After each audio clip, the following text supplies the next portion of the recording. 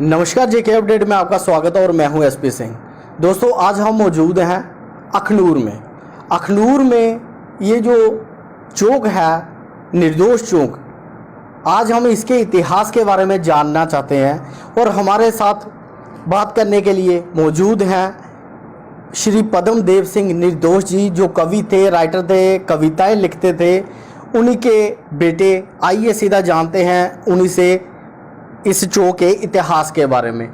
Sir, सबसे पहले तो आपका स्वागत है जेके अपडेट में। शुक्रिया। सर, आज हम आपसे ये जानने आए हैं कि ये जो आपके पिताजी का इतिहास है, ये इतिहास के बारे में जानेंगे और ये चौक जो है ये कब बना और इसकी क्या क्या प्रक्रियाएं रही उस दौरान। देखिए, चौक का इतिहास तो 1994 से शुरू होता है, क्योंकि 1994 में निर्दोष साहब की डेथ हुई थी और उसी के बाद लोगों ने कोशिश की कि उनके नाम का कोई स्मारक बने और उसके बाद वो प्रयास शुरू हो गए। एजिटेशंस हुई बहुत ज़्यादा, जम्मू में भी हुई, अखनूर में भी हुई, और बाकायदा जो एक सिलसिला चला, जो एक तहसीलदार से लेके या उससे भी नीचे से लेके डिबकाम तक और कैबिनेट तक, तो वो 17 अप्रैल सन 2000 को ऑर्डर हुआ गवर्नमेंट का कि ये जो फवारा चौक जिसे अखनूर में कहते थे, इसका नाम बदल के निर्दोष चौक रखा जाए। तो वो निर्दोष चौक रख दिया गया गवर्नमेंट द्वारा, सरकार द्वारा, बाकायदा इसका ऑर्डर हुआ था। उसके बाद ये हुआ कि गवर्नमेंट ने ही कहा, सरकार ने ही कहा, बल्कि उस वक्त के जो चीफ मिनिस्टर साहब थे डॉक्टर फारूक अब्दुल्ला और कल्चरल सेक्रेटरी थे बलवंत ठाकुर, उन्होंने मतलब उनके प्रयास थे कि अगर उनके नाम का, निर्दोष साहब के नाम का चौक बना हुआ है अखनूर में, हमने बनाया है सरकार ने, तो उस चौक में उनकी प्रतिमा भी होनी चाहिए, मूर्ति भी लगनी चाहिए। फिर मूर्ति कैसे लगती है, कैसे बनती है, उसका प्रोसेस शुरू हुआ। तो फिर 2007 में निर्दोष चौक में निर्दोष जी की मूर्ति लग जाती है और बाकायदा सरकार द्वारा एक बड़ा अच्छा फंक्शन किया जाता है। और उसके बाद जब श्यामलाल शर्मा जी अखनूर के विधायक भी थे और मंत्री भी थे, तो श्यामलाल जी ने सोचा और कहा उन्होंने कि मुझे अच्छा नहीं लगता है कि निर्दोष चौक में निर्दोष जी की जो मूर्ति है वो बिल्कुल एक किनारे पे, एक साइड पे लगी हुई है, कई लोगों को दिखती भी नहीं है।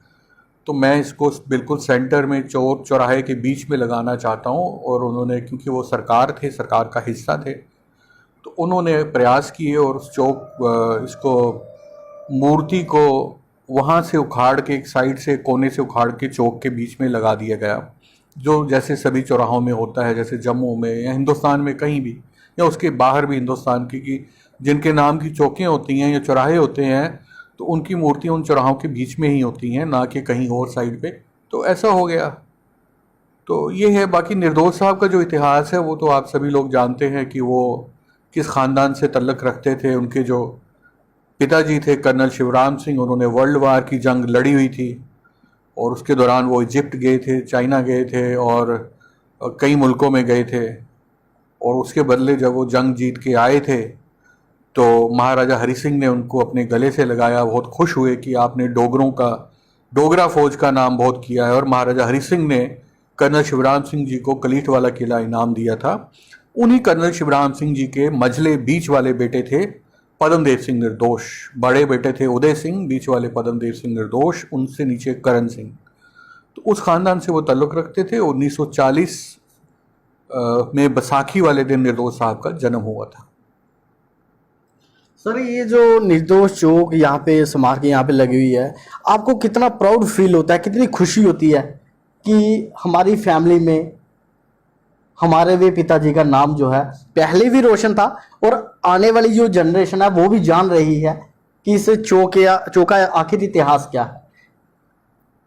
देखिए, चौक का इतिहास तो मैंने आपको बता दिया। रही बात प्राउड फील होने की, तो प्राउड हमें होता है फील, जाहिर है हमारे पूरे ख़ानदान को फील होता है कि निर्दोष साहब ने इतना काम किया था कि उनका नाम जो है वो मेकर्स ऑफ इंडियन लिटरेचर में है। और मतलब ये बहुत बड़ी गर्व की बात है। और जो भारतीय साहित्य के निर्माताओं में उनका नाम गिना जाता है, जिसमें मुंशी प्रेमचंद, रविंद्रनाथ टैगोर, हरिवंश राय बच्चन, ऐसे लोगों के, दीनू भाई पंत, वेदपाल दीप, यश शर्मा, ऐसे लोगों में उनका नाम गिना जाता है। ये कुछ छोटी बात नहीं है, हमें बहुत प्राउड है।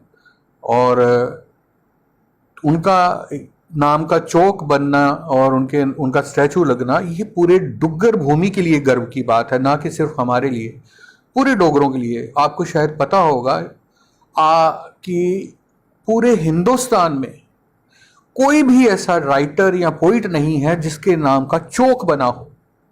हाँ, कहीं और मूर्तियां लगी होंगी उनकी यूनिवर्सिटीज़ में, कहीं और लाइब्रेरीज में, लेकिन चौक नहीं है।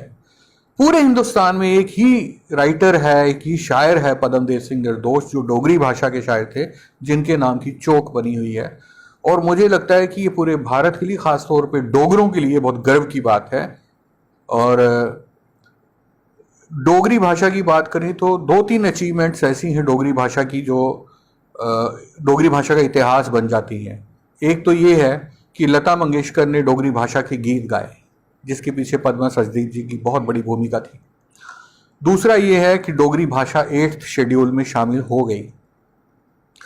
तीसरा ये है कि डोगरी का इकलौता राइटर जिसके नाम का चौक बना और जिसकी प्रतिमा वहां पे लगी। ये 3 चीजें डोगरी के लिए, डोगरी के इतिहास के लिए बहुत बड़ी बात हैं। ये सिर्फ हमारी फैमिली के लिए नहीं, संपूर्ण डोगरा समाज के लिए ये बहुत बड़ी बात है। धन्यवाद सर। तो ये थे हमारे साथ कुंवर शक्ति सिंह जी, जो श्री पद्मदेव सिंह निर्दोष जी के बेटे थे।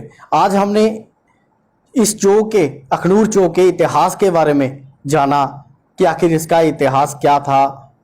और कहीं ना कहीं हमें भी बहुत प्राउड फील होता है जब हमारे डोगरों की बात आती है सामने। तो ये हमारे डोगरा कलाकार, डोगरा पोइट जो है कविताएं लिखते थे, तो ये बहुत बड़ी गर्व की बात है हमारे लिए, हमारे देश के लिए, जिनकी प्रतिमा जो है अखनूर में लगी हुई है। लेटेस्ट अपडेट्स के लिए आप जुड़े रहें जेके अपडेट के साथ। मैं एसपी सिंह, धन्यवाद। इस मौसम में J&K फॉरेस्ट डिपार्टमेंट पर्यावरण को प्रदूषण मुक्त बनाने के लिए सभी से एक पौधा लगाने का आग्रह करते हुए J&K को हरियाली की ओर ले जाने का संदेश दे रहा है।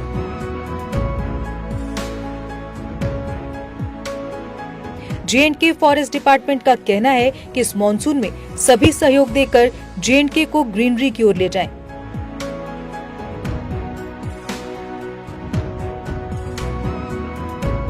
वृक्ष भूमि का गहना है, जन जन से ये कहना है। Issued by J&K forest department in public interest.